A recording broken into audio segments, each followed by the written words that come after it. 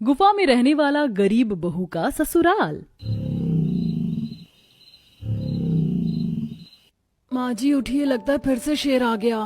बहू, ऐसा लग रहा है कि शेर गुफा के बाहर ही है। अब क्या किया जाए? पहले सबको जगाते हैं। ससुर जी, ननद जी, देवर जी, सब उठिए, बाहर शेर है। नहीं, मुझे शेर का शिकार नहीं बनना। मुझे पता है कि ये शेर की गुफा है, तो मैं कभी यहाँ रहने नहीं आती। अब क्या होगा? अगर हम बाहर गए तो शेर के मुंह का निवाला बनेंगे, और अगर बाहर न गए तो शेर अंदर आकर हमें खा जाएगा। पूरा परिवार डरकर गुफा के एक कोने में छुपे हुए थे। आखिर ऐसा क्या हुआ कि दिनेश जी के पूरे परिवार को इतना जोखिम भरा कदम उठाकर एक गुफा में रहने पर मजबूर होना पड़ा? चलिए देखते हैं। दिनेश जी का पूरा परिवार मनाली के पहाड़ों से सटे एक छोटे से गांव में रहता था, जहां एक खूबसूरत सी नदी बहती और बहुत ही सुंदर वातावरण था।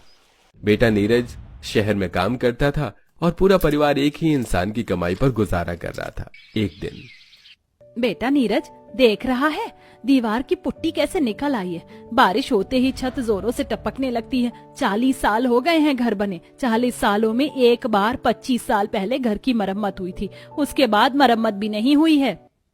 हाँ, घर काफी पुराना तो हो गया है। इसीलिए मैं सोच रही थी कि इस बार क्यों ना तू शहर जाने से पहले घर की मरम्मत करवा दे, क्योंकि कुछ दिनों बाद बारिश भी आने वाली है, फिर दिक्कत बढ़ जाएगी। माँ, वो तो ठीक है, लेकिन इस घर की मरम्मत में बहुत पैसे खर्च हो जाएंगे। मैं सोच रहा था कि कुछ पैसे जमा करके इससे अच्छा नया घर ले लेता। तब तक ये घर है ही। वैसे भी अभी 20 साल बिना मरम्मत किए हैं, ये घर टिक सकता है। अजी, मरम्मत करवा दो। स्वीटी दीवार की पुट्टी निकाल कर खाती है। अरे तो क्या हुआ? मैं भी जब छोटा था तो दीवार की पुट्टी खाता था। पूछो माँ से, बच्चे करते हैं ऐसा। और घर की मरम्मत की अभी कोई जरूरत नहीं है, तो मेरे कपड़े पैक कर देना, मैं कल वापस शहर जा रहा हूँ। नीरज घर की मरम्मत की बात को बड़ी आसानी से टाल देता है। वहीं घर पूरी तरह ढहने पर आ गया था। अगले दिन नीरज फिर से शहर कमाने के लिए निकल जाता है और उसके पीछे रीमा पूरे परिवार को संभालती फिरती। कुछ दिनों बाद बारिश का सीजन शुरू हो जाता है और दीवारें बारिश के पानी से बहुत ही ज्यादा पसीज जाती हैं और छत टपकने लगती है। माँ जी, अब की बारिश में छत हर बार से ज्यादा टपक रही है। देखो ना, चूल्हे पर ही छत का पानी टपक रहा है, ठीक से लकड़ी भी नहीं जल रही। देखना बहू, जगह जगह में बर्तन लगा रखी हूँ, फिर भी बारिश के कारण चैन नहीं है। सुबह से 4 बार पोछा मार चुकी हूँ, लेकिन मजा ले कि ये दीवार की सीलन और छत का टपकना बंद हो। इसकी वजह से बार बार घर पानी पानी हो जा रहा है। 40 साल पहले मैंने ये घर बनाया था, अब ये भी मेरी तरह बूढ़ा हो गया है। कुछ तो खराब आएगी ही ना। इनसे तो मैंने कहा था, इन्होंने हमारी बात पर ध्यान ही नहीं दिया। खुद तो चले गए परदेश कमाने, और यहाँ ये सारी परेशानियां हम झेले। माँ जी, कह देती हूँ, अब की ये आएंगे तो इनसे कहूंगी, या तो नया घर बनवाओ या घर की मरम्मत करवाओ, या फिर हमें अपने संग शहर ले चलो, वरना मैं मायके चली जाऊंगी। भाभी, बाहर तेज बारिश के कारण व्यास नदी में बाढ़ आ गई है और कई घर बाढ़ के प्रकोप से बह भी गए हैं। लोग अनुमान लगा रहे हैं कि बाढ़ का पानी इसी दिशा में बह कर आ रहा है। अगर ऐसा रहा तो हमारा घर डूब जाएगा। तभी बाहर से आवाज आना शुरू होती है। माँ जी, अब तो मुझे बहुत ज्यादा घबराहट हो रही है। ऐसा लग रहा है कुछ अनहोनी होने वाली है। कि तभी उन्हें तेज पानी का बहाव सुनाई देता है और लोगों के चीखने की आवाज। अरे दिनेश भैया, अपने परिवार को जल्दी जल्दी घर से बाहर निकाल के ले आओ। व्यास नदी के बाढ़ का पानी इसी ओर बह रहा है, कई घर बह गए हैं उसमें।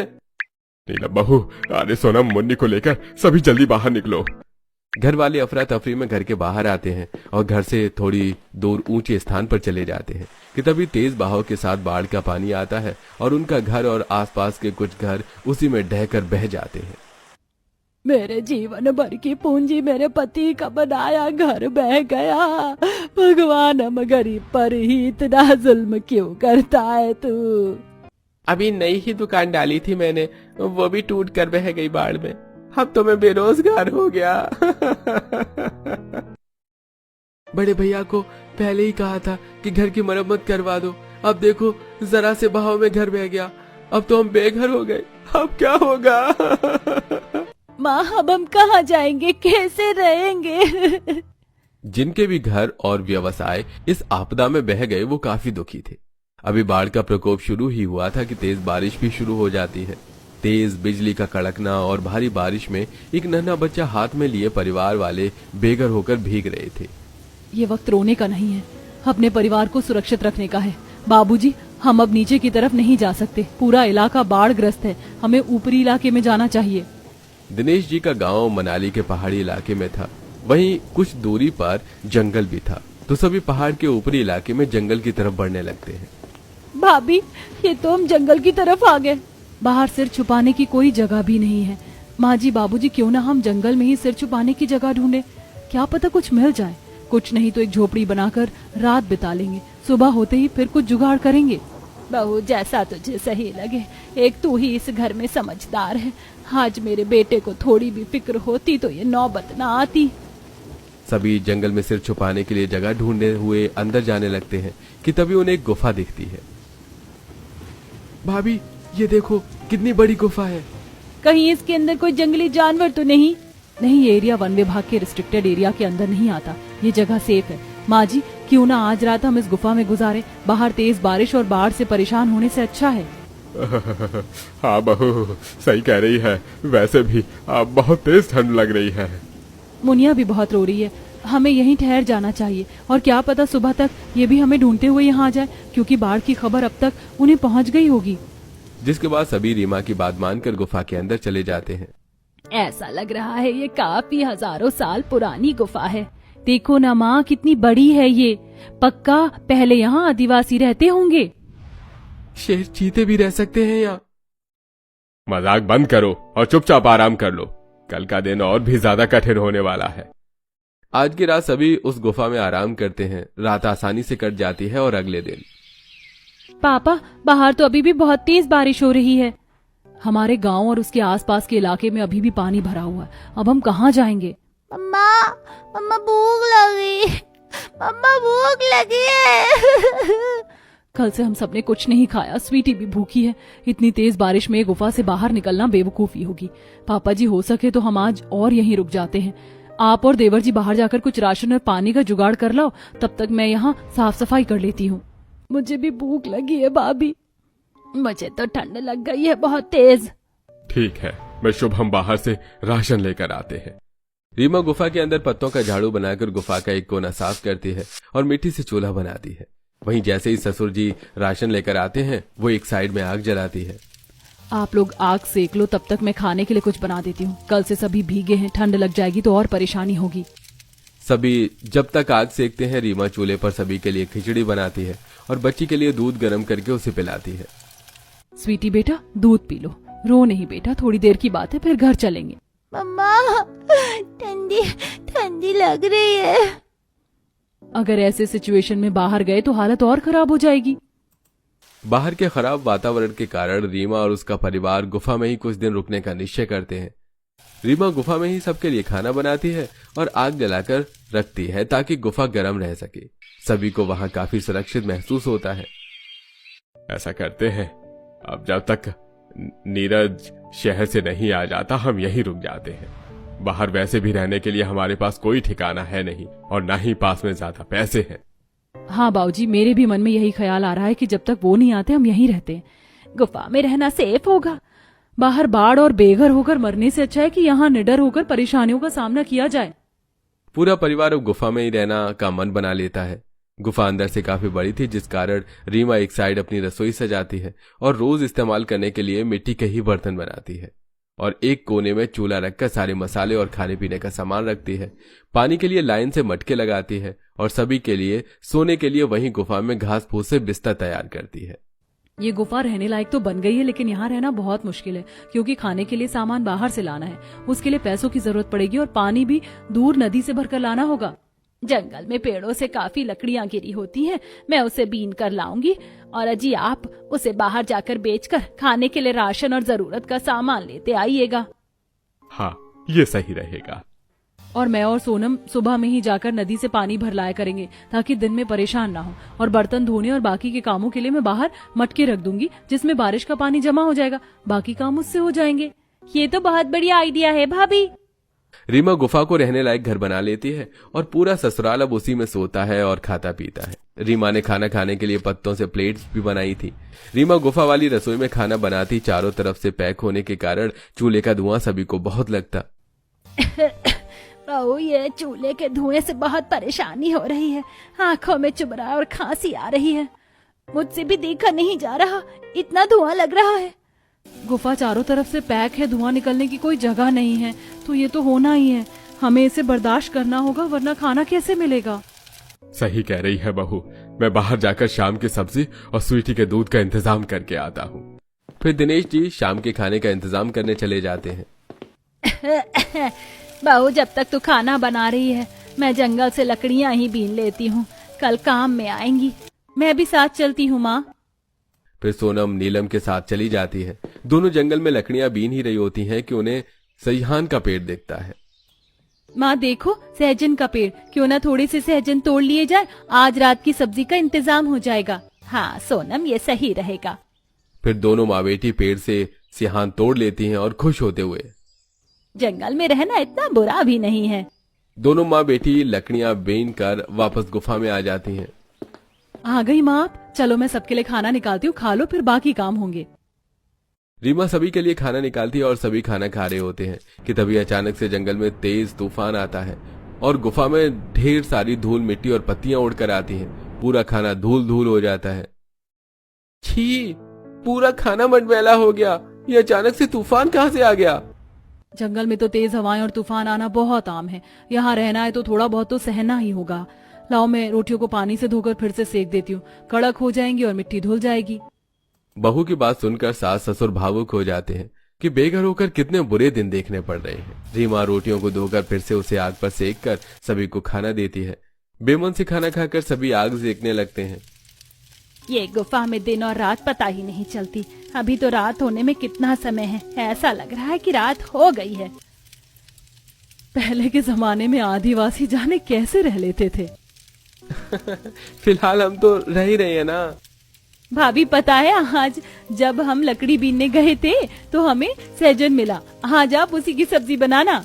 चलो, कुछ तो फायदा हुआ जंगल में रहने का। फिर रीमा बढ़िया से रात का खाना बनाती है। भाई वाह बहू, अब तो प्रॉपर आदिवासी लाइफ जी रहे हैं। ऐसा लग रहा है बहुत स्वाद है आज के खाने में। सच में इतने दुख के बाद आज खुशी की अनुभूति हो रही है। सभी बढ़िया से खाना खाते हैं और अपने अपने घास से बने बिस्तर पर लेट जाते हैं। वहीं रात को जोर से शेर के दहाड़ने की आवाज आती है और दहाड़ की आवाज से पूरी गुफा गूंज उठती है। बहू और घरवाले घबरा कर जाग जाते हैं। मम्मा, मम्मा। नहीं बेटा, कुछ नहीं है, चुप हो जा। भाभी, बाहर शेर है, इतनी तेज दहाड़ रहा है, हमें खा गया तो। शेर बहुत दूर से दहाड़ रहा है। शेर की दहाड़ की आवाज पूरे जंगल में गूंज रही है और गुफा में भी। सो जाओ, सब ठीक है। रीमा को आभास था कि शेर आसपास में ही कहीं है, लेकिन वो घर वालों को पैनिक नहीं कर सकती थी, वरना इंसानी हलचल पहचान कर अगर शेर को ना आना होता तो भी वो उसे ढूंढ लेता। उस रात रीमा को छोड़कर सभी चैन से सोते हैं और सुबह होते ही रीमा और घर वाले सभी अपने काम में लग जाते हैं। रीमा गुफा को अच्छे से साफ करती है और बच्चे को एक जगह सुलाकर खाना बनाने लगती है कि तभी वहां जहां बच्चा सोया था वहां की मिट्टी झरने लगती है। रीमा एन मौके पर देखकर स्वीटी को वहां से उठा लेती है। भाभी, आप ठीक तो है? हाँ, हम ठीक है। ये जगह सेफ नहीं है। जब तक तुम्हारे भैया नहीं आ जाते हमारे पास इस गुफा के सिवा और कोई जगह भी नहीं है कि हम रह सके। कम से कम हम यहाँ चैन से सो उठ बैठ सकते हैं। रीमा स्वीटी को शुभम को सौंप कर खाना बनाने लगती है। अब आए दिन रीमा देखती है कि गुफा में हर जगह से थोड़ी थोड़ी मिट्टी झड़ रही है। स्वीटी भी जब खेलती रहती तो मिट्टी उसके मुंह में जाती। अब रीमा इससे परेशान हो गई थी। वहीं रोजाना इतने दूर से पानी लाने के कारण उसकी कमर में दर्द रहने लगा था। माई रे, बहुत दर्द है कमर में। इतने दूर पानी भरने जाने से अब हालत खराब हो गई है। रीमा भी चैन से बैठी ही थी कि अचानक से तेज बारिश आने लगती है और गुफा में जो थोड़ी सी रोशनी के लिए जगह खुली होती है वहां से पानी अंदर आ जाता है और सब जगह पानी ही पानी हो जाता है। उस दिन उनका बिस्तर भी भीग जाता है। आज क्या हम इस गीले बिस्तर पर ही सोएंगे? और कोई रास्ता भी नहीं है। उसी रात सभी गीले बिस्तर पर ही सो जाते हैं और देर रात फिर से शेर के दहाड़ने की आवाज आती है और नीलम जी की आंख खुलती है। बहू, ये दहाड़ की ही आवाज है ना? धीरे बोलो माँ जी, शेर रात में गुफा के बाहर आता है। इतना सुनते ही कच्ची नींद में सोई सोनम चीख उठती है और शेर की दहाड़ तेज हो जाती है। शेर बाहर है, अब हम जिंदा नहीं बचेंगे। अब क्या होगा? बाबूजी बाहर गए तो भी मरना ही है। इससे अच्छा यहाँ छुप कर शेर के जाने का इंतजार करते हैं। फिर सभी घर वाली गुफा के एकदम अंदर कोने में जाकर छुप जाते हैं। वहीं शेर उस रात गुफा के अंदर आता है और जब उसे कुछ नहीं मिलता तो वो वापस चला जाता है। आज तो भाभी की वजह से हम मर ही जाते, अब यहाँ नहीं रहूंगी मैं। बेटा भाभी नहीं तेरी जान बचाई है, बाहर रहती तो कब की भूख और बारिश से मर गई होती। शुक्र मान भाभी का। सीमा को तुरंत अपनी गलती समझ में आती है। सॉरी भाभी, मैंने गुस्से में कुछ ज्यादा ही बोल दिया। कोई बात नहीं, फिलहाल तो हमें इस गुफा के आगे के हिस्से को बंद करने का जुगाड़ ढूंढना होगा ताकि हम रात में चैन से सो सके।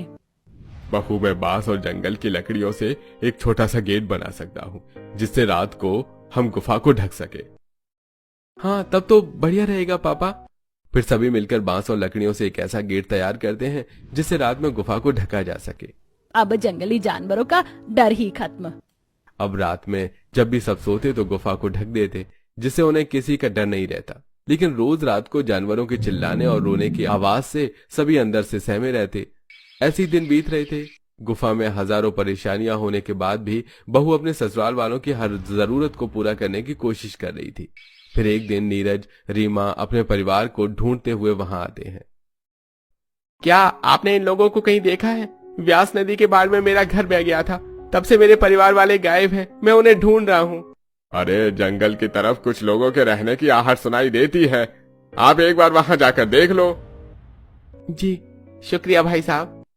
नीरज हड़बड़ी में जंगल में आकर अपने परिवार को ढूंढता है। तभी उसे वो गुफा दिखती है और गुफा के बाहर लोगों के कपड़े सूखते हुए। अरे, ये तो मेरी स्वीटी का फ्रॉक है, मतलब सब यहीं पे है। नीरज गुफा के अंदर जाता है जहाँ उसका पूरा परिवार होता है। सभी उसे देखकर बहुत खुश होते हैं और नीरज उन्हें देखकर रोने लगता है। मैंने आप लोगों को कहां कहां नहीं ढूंढा, मैं बहुत घबरा गया था, पता है आप लोगों को। मम्मा, पापा, पापा। देखो स्वीटी भी खुश हो गई है। हाँ बेटा, पापा आ गए।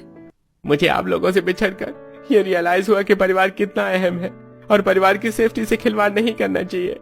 माँ बाबूजी, मुझे माफ कर दो। अगर मैंने उस दिन आपकी बात सुन ली होती और घर की मरम्मत करवा देता तो शायद ही आप लोगों को इतनी मुश्किलों का सामना करना पड़ता।